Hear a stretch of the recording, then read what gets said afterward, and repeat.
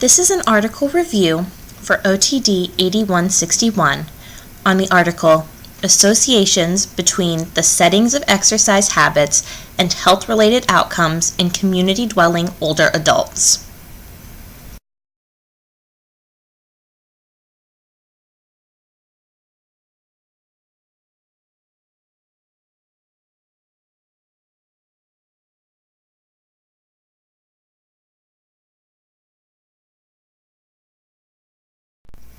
The purpose of this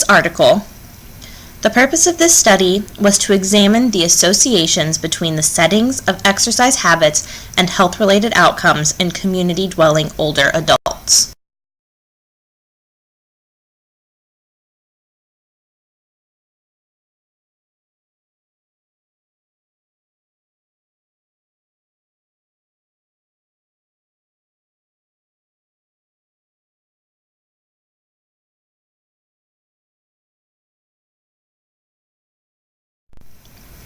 The subjects for this study were 304 Japanese community-dwelling older adults.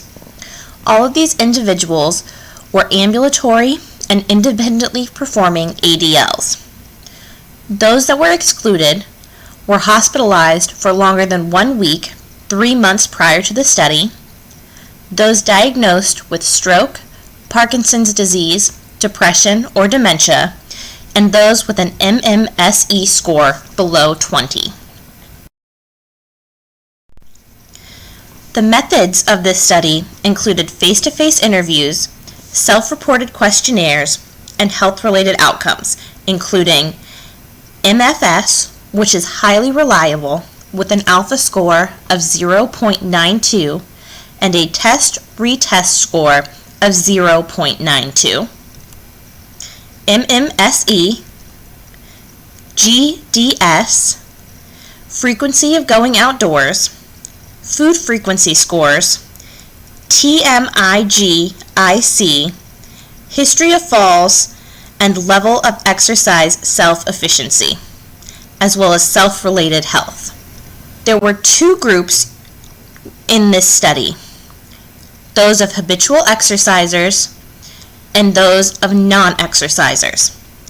There was a classification of exercise groups according to the study. That included group-based and individual-based.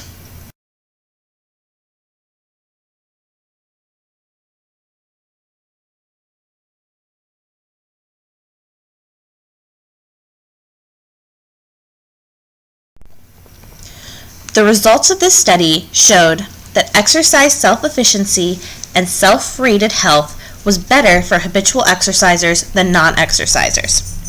There was also shown to be a significant difference between individual and group-based exercise.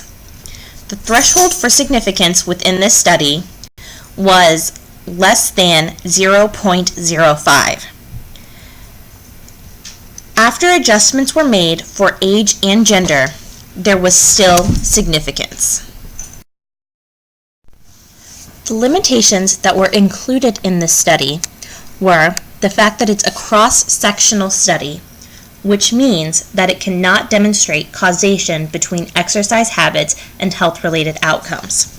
That being said, more prospective data is needed to determine the relationship between group-based exercise habits and level of exercise efficiency and depressive symptoms.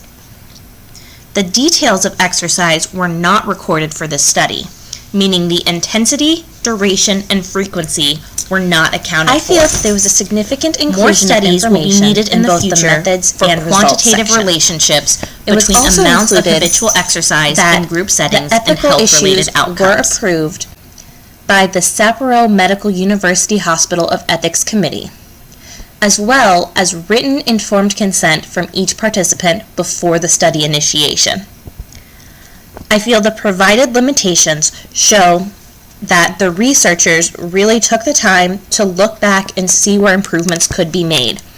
And some of the limitations they provided for this study were things that I myself would have made changes to. As for changes that were not included, I feel that there should be a separate study for men and women, And I also think that there should be a separation based on age cohorts to provide more reliable and consistent information.